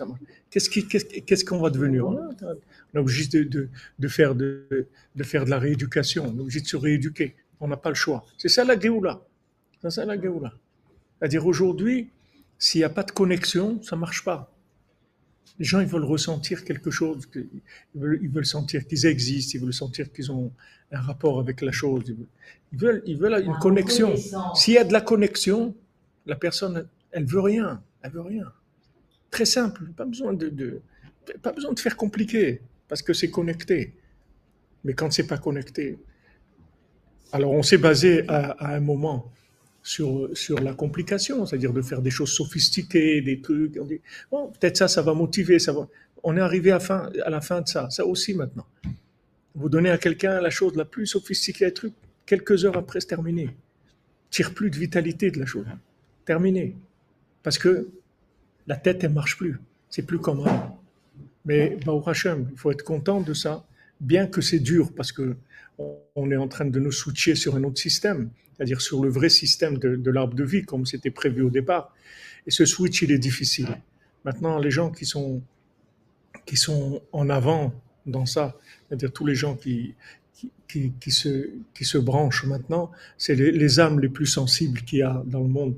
C'est des âmes qui viennent d'endroits très élevés, et que de toute façon, ces âmes-là, même dans un système, comme on dit, parfait, fonctionnement parfait, dans un système cohérent et logique, c'est des âmes qui étaient malades de toute façon, c'est-à-dire qui n'auraient pas supporté. Même ces systèmes-là, même s'ils marchent bien, ils ne les supportent pas. Alors, à plus forte raison quand il y a des problèmes de fonctionnement, surtout nerveux, c'est-à-dire émotionnel, nerveux, les gens ils sentent pas qui sont importants, ils sentent pas d'amour, qui sont voilà, ils ont une fonction, on les exploite tout ce qu'on peut, et tout ça c'est terminé, ça y est. Les gens ils ont plus la force de ça. Alors toutes les âmes sensibles, qui sont des âmes qui viennent de niveaux plus élevés, elles ont beaucoup de difficultés à s'adapter à ça. Donc ces âmes, en fait, c'est des âmes d'éclaireurs, c'est elles qui vont permettre au monde d'avancer. Et après, ça va suivre des gens qui vont venir encore, d'autres gens et d'autres gens et d'autres gens. Et ces âmes-là, elles sont aidées aussi par. On n'est pas seul. N'oubliez pas qu'on n'est pas seul. On n'est jamais seul. Tous les tzadikim, ils sont avec nous. Ils sont là, ils attendent juste qu'on donne l'autorisation de la connexion, c'est tout. Il faut accepter. Vous avez un message, est-ce que vous acceptez la connexion? Si vous dites oui, ça y est. Vous avez des tzadikim qui rentrent en vous et qui vont commencer à vous aider, parce que vous êtes des facteurs, des activistes de la délivrance. C'est-à-dire vous allez amener dans le monde les solutions pour l'humanité. Celui qui fait Hitbo des doutes et celui qui commence à vivre ce système-là, c'est pas que pour lui, c'est qu'il est en train de sauver le monde. Ça va influencer une autre personne, une autre personne, une autre personne. Nous, on allait, le Rav Besançon chéri, quand on était à la yeshiva, il payait quelqu'un qui travaillait, c'était quelqu'un qui s'occupait de l'entretien à la yeshiva, mais il le payait tous les soirs quand on avait fini le seder de la yeshiva, l'étude de la yeshiva, il nous emmenait à la forêt faire Hitbo des doutes tous les jours, il venait accepter des voitures, on était 3, 4, une Breslev à la yeshiva, tous les jours il nous emmenait faire et pas de questions, c'était comme ça, c'est tout. On a commencé comme ça et on allait faire Hitbo des doutes. Et le pauvre, celui-là, ce monsieur-là, à la Vachalom, que Hashem, que nous amenait faire Hitbo des doutes et tout, que Hashem soit metaken, ça n'est chama, Rabbeinu. Parce que le pauvre, il est rentré dans une secte ils sont tous suicidés. Ils étaient 200 ou 300. Enfin, suicide collectif. Il était religieux et tout, à l'époque. Il mettait les tefilines tous les jours, il était religieux. Et nous, il a fini. Une secte là-bas en Savoie, je ne sais pas, ils sont tous suicidés. Qu'est-ce qu'il y a dans ce monde? Il y a des gens qui sont perdus. Qu'est-ce qui se passe dans ce monde après? Jamais Hachem, jamais les pitiés. Mais Baruch Hashem, il faut être content. Il faut être content. Ouais. Ça, oui, se connecter verticalement, mais horizontalement, les gens ont des problèmes. C'est d'ailleurs ce qui fait le boulot des psychologues, parce que ça peut aider. Les problèmes familiaux, amoureux, n'importe quoi. la vie humaine là-dedans, elle est où? Où est-ce qu'elle trouve sa connexion justement? Parce que c'est la vie à l'horizon, avec la verticalité. Mais si vous voulez, dans le fonctionnement du carré, si vous voulez, du rond et du carré, dans le fonctionnement du carré, vous pouvez commencer à traiter le carré quand vous avez une solution dans le rond, c'est-à-dire dans la connexion. Mais sinon, vous pouvez même pas commencer à traiter dans l'horizontal. Vous allez traiter quoi? C'est la folie, vous l'entretenez, la maladie. Vous soignez les gens et vous leur envoyez des virus par avion qui dans le monde. Vous soignez qui? Il faut résoudre le problème à la base. Le problème de l'horizontal, il est dans le vertical. Le médicament, si vous voulez, comment résoudre, c'est avec la connexion. Une fois que vous êtes connecté, après on va, comme on dit, on va ramasser les miettes, on va commencer à s'occuper. Mais maintenant, on peut soigner. Mais sinon, ça ne sert à rien. Et le truc, c'est que parfois, à l'horizontale, c'est tellement brouillé que ça brouille la verticale, que tout est brouillé et que l'horizontale ne permet plus la verticale. Non, l'horizontale. La verticale doit Non. Il n'y a jamais. Tant que quelqu'un est vivant, il est connectable. Dans n'importe quel état. Il est dégoûté et parfois ça coupe. C'est rien du tout, ça. C'est rien du tout. Dégoûté, c'est rien du tout. Vous changez le menu, c'est tout. Ma grand-mère, elle est un shalom. Il n'y a pas que tu ne vas pas manger. Tu vas manger. Dis-moi ce que tu veux, c'est tout. Ce que tu veux, elle va te faire à manger. Mais tu vas pas. Il n'y a pas un lien que tu vas rester un jour sans manger, un repas sans manger. Parce qu'elle t'aime tellement que tu sais que tous les accès, tu ne peux pas fuir. Mais il y en a, ils n'ont pas d'amour aujourd'hui. Il y en a, ils n'ont pas d'amour. Tout ça, c'est le problème du vertical, pas de l'horizontal. Tout ça, c'est par l'intervention plus vous allez faire fonctionner la Emouna, et plus la Emouna, elle va donner des résultats dans le concret. La Emouna, c'est concret, ça agit dans le concret. C'est pas mystique, la Emouna. La Emouna, ça agit sur la matière. C'est pas mystique. C'est pas mystique du tout. C'est pas que mystique. C'est pas que mystique. La Emouna, c'est fait pour l'obscurité, c'est fait pour le monde de l'obscurité. Comment éclairer le monde de l'obscurité? Tant que quelqu'un est vivant, il est connectable.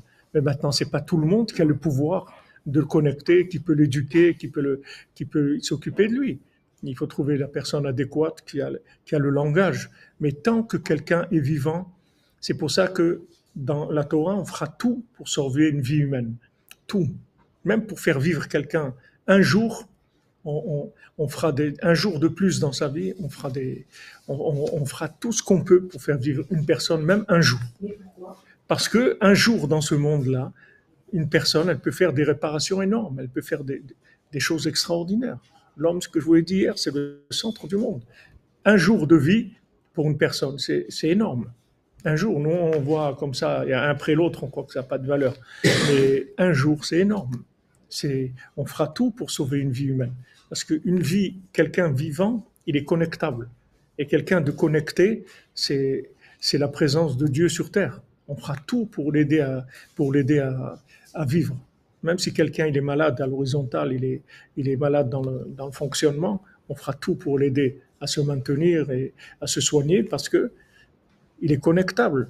Et connecté, ça veut dire reconstruire le temple, ça veut dire le Mashiach, ça veut dire toutes ces notions-là. Oui, ça veut dire qu'il peut réparer aussi, il peut réparer ce pourquoi il est venu dans ce monde, mais sauf qu'on n'est pas conscient de ce qu'on a réparé et de ce qu'on répare derrière. C'est vrai. On n'est pas conscient. On n'est pas conscient. C'est pas très encourageant. Si on était conscient, je ne sais pas si on pourrait vivre d'abord. On ne pourrait pas fonctionner. Ça nous sortirait complètement. Vous voyez le bal de fila, il prenait ces gens, il les sortait du monde. Ça ne veut pas dire que les gens, ils travaillaient plus, mais ils voyaient plus les choses de la même manière. Ça passait à autre chose complètement. Mais Hashem, c'est-à-dire que normalement on devait faire le cours, mais j'ai commencé quelque chose. On est parti dans ce qui s'est téléchargé. C'est-à-dire j'avais rien prévu du tout, juste le texte qui était. Mais Hashem, Ashrenu Matov Rikenu. Ashrenu Matov Rikenu. Ayim Gorelenu. Marwan Karara, tu as une question? On écoute. חלקנו ומנה ימכור עלינו. אשרינו מה טוב חלקנו ומנה ימכור עלינו. אשרינו מה טוב חלקנו ומנה ימכור עלינו. אשרינו מה טוב חלקנו ומנה ימכור עלינו. כשלמה פרמני רגלהו ז'וזיאן בת מחט. חלקנו ומנה ימכור עלינו. אשרינו מה טוב חלקנו ומנה ימכור עלינו. אשרינו מה טוב חלקנו ומנה ימכור עלינו. חלקנו ומנה ימכור עלינו.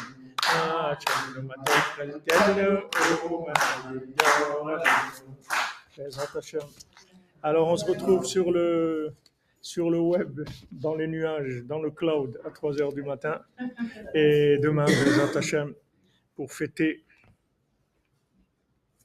le 14 Yad Hashem, la main d'Hashem. On fait cours à 3h ici Bezrat Hashem. Demain à 15h ici et cette nuit à 3h Bezrat Hashem. Voilà, merci tous les gens qui font le déplacement, qui sont là présents et qui avancent. C'est tellement important. Il faut savoir que Hachem il compte sur vous et Rabbeinu il compte sur vous. Tous les tzadikim ils comptent sur vous, sur nous tous qu'on avance. Il faut avancer. Oui. Ah, Bezrat Hashem. Bezrat Hashem. En bonne santé.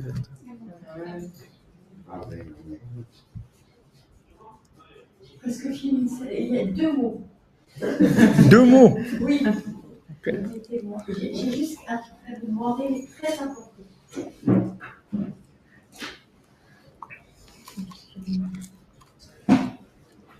Merci Gabriel, merci à toi mon ami. La tête au carré, voilà, il a dit. La tête au carré, tout à fait. Al-Shibia. On veut la tête au carré, nous. C'est ça qu'on veut. Mais il ne faut pas croire que Rabbi Nachman, c'est pas du tout un mystique. Rabbi Nachman est très concret, très concret. C'est juste de l'énergie. Mais le but, c'est d'être très concret. C'est pas de planer du tout. D'ailleurs, tous les Breslevers, vous verrez, c'est pas des gens qui planent du tout. Ils n'ont pas du tout ce côté fly, du tout. C'est très concret. Seulement, c'est branché sur des énergies qui sont très élevées, très puissantes. Mais le but, c'est d'animer la matière. Le but, c'est pas de planer. Si le gars il s'est envolé, on n'a rien fait du tout. La contemplation, c'est de l'action. Voilà. Même à part la contemplation, c'est-à-dire même que la personne elle-même, elle s'en va, c'est-à-dire elle quitte la réalité de ce monde. C'est pas ça le but. Le but, c'est au contraire de donner de la force, de rentrer encore plus dans la réalité. Parce que maintenant, tu sais que tu peux optimiser, tu peux connecter. Alors là, tu vas vraiment te faire un plaisir de n'importe quel endroit où tu vas. Vous savez, quand vous avez la possibilité de connecter les gens, comme dans le de conte, quand il prend la petite boîte et il la met sur les animaux, il se met à chanter. On décompte quelqu'un, il met une boîte et la vache elle se met à chanter, un truc, c'est quelque chose d'extraordinaire. Maintenant, dans les rapports humains, dans le monde, c'est pareil. Quand vous avez cet outil de connexion, vous allez n'importe qui avec qui vous avez une petite discussion, quelques minutes, vous le connectez. Après, c'est un plaisir. C'est-à-dire, vous parlez avec quelqu'un, vous voyez, tout de suite, ça y est, et vous voyez qu'il y a de l'énergie qui est rentrée en lui, vous lui donnez de la force, etc. Il est content. Et c'est très rapide, juste quelques minutes. Moi, je fais l'expérience des centaines de fois, avec des gens qui n'ont rien à voir, avec le judaïsme, il n'y a rien du tout. Ils ne sont pas juifs, ils sont rien. Juste, on connecte, c'est tout. Et vous voyez que ça marche, que les gens ils s'animent.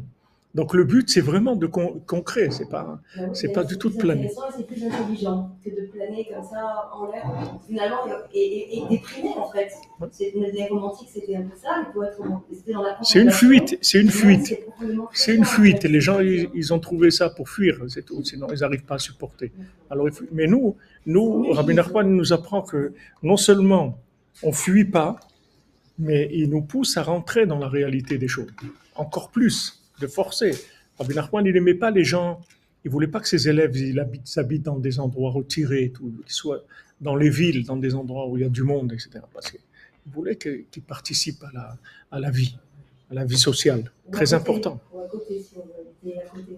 C'est bien, c'est bien. De On quoi? peut pas habiter dans la ville même, mais à côté. On peut habiter dans Si la on a ville. besoin, des fois on a besoin. Des fois les gens ils supportent pas la vie en ville, c'est trop de pression pour eux. Ils ont besoin de souffler un petit peu.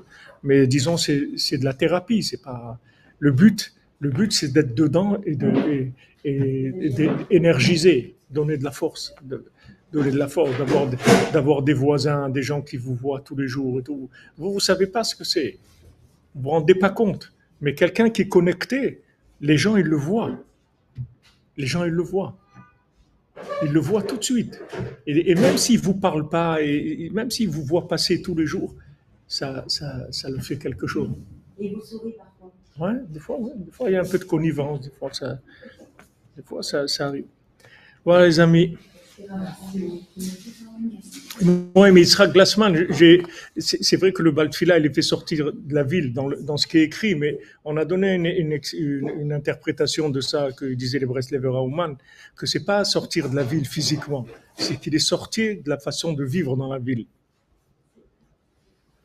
Le sourire, exactement. Bonne fin d'après-midi, les amis.